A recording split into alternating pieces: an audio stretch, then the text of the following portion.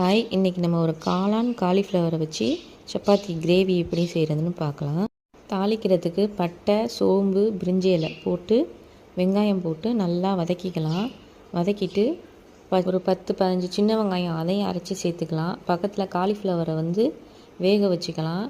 இஞ்சி பூண்டு சேர்த்துட்டு தக்காளியை ஒரு 4 பழம் தக்காளியை பேஸ்ட்டாக அரைச்சி நல்லா வதக்கி எண்ணெய் பிரிகிற அளவுக்கு சேர்த்துக்கலாம். அப்புறம் மஞ்சத்தூள், மிளகாய்த்தூள், ஜீரகத்தூள், மட்டன் மசாலா தூள், அவ்வளோதான். இதை போட்டு ஃபுல்லாக நல்லா வதக்கிட்டு நல்லா எண்ணெய் பிரிகிற அளவுக்கு பண்ணிக்கலாம்.